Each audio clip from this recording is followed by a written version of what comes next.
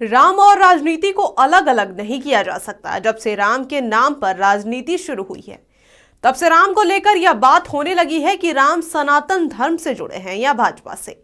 भाजपा राम को अपना ट्रेडमार्क बनाने पर लगी है, तो विरोधी दल इस पर आपत्ति जताते हैं।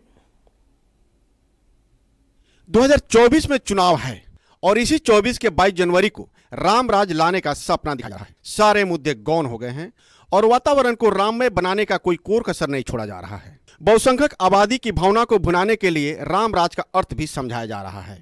राम पूरी दुनिया के है और राम राज्य को आज के परिप्रेक्ष्य में समझना चाहेंगे तो हम ये कह सकते हैं कि भारत में कुछ ऐसा हुआ आज से कई हजार सालों पहले, जिसको कि एक वैज्ञानिक लोकतांत्रिक व्यवस्था के नाते भारत सेलिब्रेट कर सकता है। भारत पूरी दुनिया को बता सकता है कि आज से कई हजार साल पहले भारत में लोकतंत्र का सर्वोत्तम स्वरूप था और उसको रामराज्य कहते हैं। जैसे डार्विन की थियरी है survival of the fittest, Ram राज्य उसके बिल्कुल विपरीत है, सर्वाइवल ऑफ द वीकेस्ट। जो सबसे कमजोर है उसकी रक्षा, उसकी सुरक्षा, उसकी चिंता करता है राम राज्य। राम राज्य इंक्लूसिव है, सर्वसमावेशी है।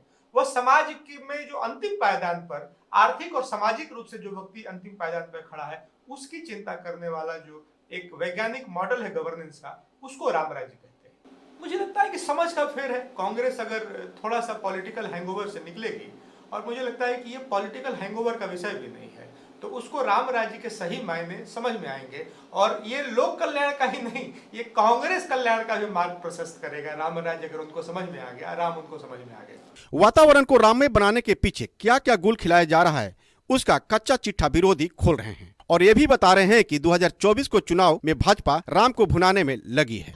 भगवान राम का पूजा एक दिन में खत्म नहीं होने वाला है। सिर्फ 22 तारीख से काम नहीं चलेगा।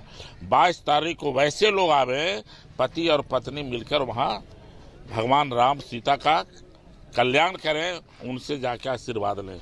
अगर बिना सीता के चले गए ना तो उनका भी कल्याण होने वाला नहीं है 2024। पक्ष और विपक्ष के स्वर के बीच फंसी जनता कभी राम के पीछे भागती है तो कभी अपनी बुनियादी जरूरतों के पीछे भागती है। बावजूद उन पर सनातन धर्म की भावना हावी नजर आ रही है।